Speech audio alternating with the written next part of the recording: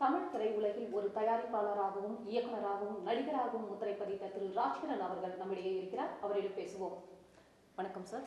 வணக்கம் சார், நந்தா, தவமாய் தவம் இருந்து படங்கள்ல உங்க நடிப்பு மிகப்பெரிய அளவில் பேசப்பட்டாலும் ஒவ்வொரு படத்திற்கும் இடையில இந்த அளவுக்கு லேக் ஏன் சார்?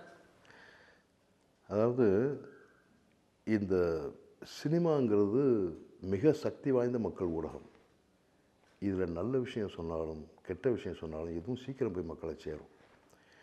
அதனால் என்னுடைய கொள்கை இதில் என்னென்னா, இறைவன் இப்படி ஒரு முக்கியமான ஊடகத்தில் நானும் ஒரு ஆளாக இருக்கிறதுக்கு கிருபை செஞ்சுருக்கான். அப்போது இதை பயன்படுத்தி இதன் மூலமாக நான் சமுதாயத்துக்கு என்ன நல்லதோ அதை மட்டும் சொல்லணும். சமுதாய சீரழிவுக்கு காரணமான விஷயங்களுக்கு நான் ஆளாயிடக்கூடாது. அதனால் நான் நிறைய படங்கள் ஒத்துக்கிறது இல்லை.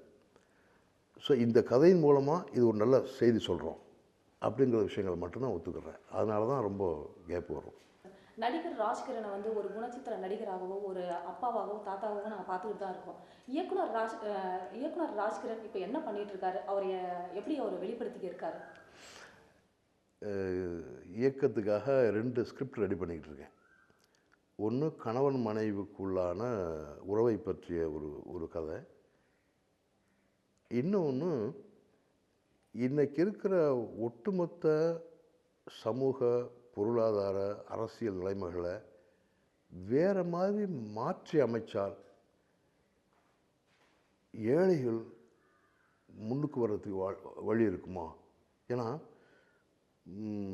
இந்தியாவுக்கு சுதந்திரம் கிடச்சி 69 வருஷம் ஆகியும் இன்னும் ஏழைகள் ஏழையாக தான் இருக்காங்க. அவங்க இன்னும் மாறலை. யார் ஆட்சிக்கு வந்தாலும் அதை மாற்ற முடியலை. அதுக்கெல்லாம் அடிப்படையான காரணம் என்ன?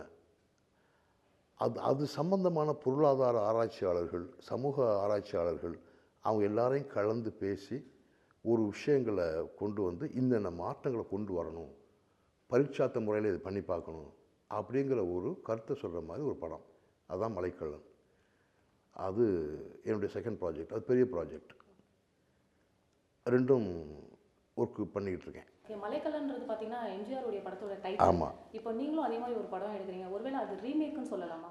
இல்லை, எனக்கு நான் எம்ஜிஆர் மேலே வச்சுருக்கிற பாசம் பக்தி அதனால் மட்டுமே அந்த டைட்டில் வச்சுருக்கேன். அந்த கதைக்கும் இந்த கதைக்கும் சம்மந்தம் இருக்காது. அதாவது பொன்மனச்செம்மல் எம்ஜிஆர் அவர்கள் எப்படி இந்த மக்களுக்காக என்னவெல்லாம் செய்யணும்னு நினச்சாரோ அது இறை இஷ்டத்தினால அது செய்ய முடியாமல் போயிட்டார். அவர் இருந்திருந்தால் என்னெல்லாம் இன்னும் செய்ய முயற்சி பண்ணார், என்ன செஞ்சுருப்பார் அப்படிங்கிற விஷயங்கள்லாம் நான் எடுக்க போகிற மலைக்கல்லனில் இருக்கும். முரட்டு ஹீரோவாகவும் ஒரு முரட்டு அப்பாவாகவும் மக்களை ஏற்றுக்கிட்டாங்க.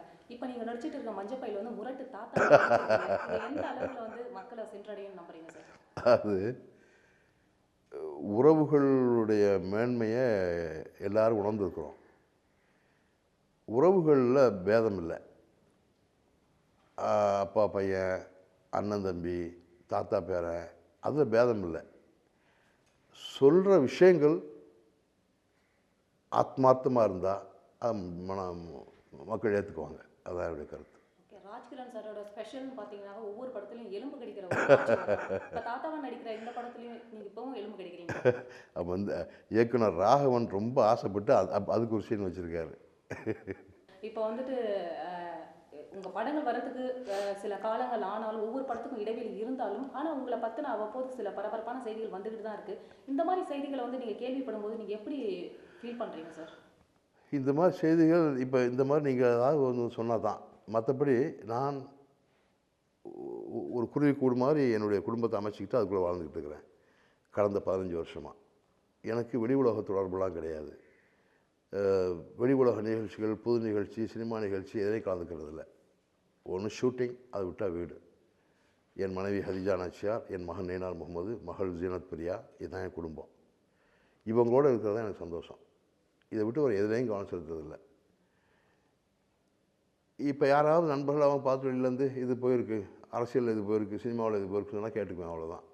இதுதான் பெரிய ஈடுபாடு இல்லை. படங்கள்ல பார்த்தீங்கன்னா ஃபைட்டுனாவே ஒரு மிகப்பெரிய ஒரு முக்கிய ஒரு பங்கு வகிக்கும். ஏன்னா அதை பார்த்தீங்கன்னா ஒரே அடியில வந்து அப்படியே விழுந்துருவாங்க எப்படிப்பட்ட ஆளா இருந்தாலும். இப்போ மஞ்சள் பையில வந்து தாத்தாவும் ஃபைட் பண்ணியிருக்காங்க. அந்த காட்சி அதே மாதிரி இருக்குல்ல, அதாவது ஒரே அடியில எல்லாரும் வில்லங்கள்லாம் விழுற மாதிரி. அவ்வளோதான். ஒரு யதார்த்தமான கிராமத்து தாத்தாவுடைய ரோஷமும் வேகமும் வீரமும் எப்படி இருக்குமோ அதை காட்டியிருக்காங்கல்ல. ஓகேங்க சார். உங்களால் அறிமுகப்படுத்தப்பட்ட வடிவேல் கூட வந்து இப்போ அரசியல் வரைக்கும் வந்திருக்காரு. நீங்க எப்போ சார் அரசியலுக்கு வர போறீங்க? இறைவன் முடிவு பண்ணுவார். ஏன்னா எல்லாரும், நான் மட்டும் இல்லை,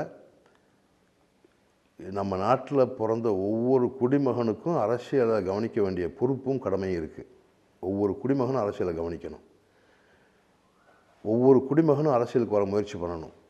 ஏன்னா யார் மூலமாவது மாற்றங்கள், நல்ல மாற்றங்கள் நிகழலாம். அதனால் நான் வர்றது இறைவன் எப்போ நினச்சிருக்காரோ அப்போ நடக்கும்.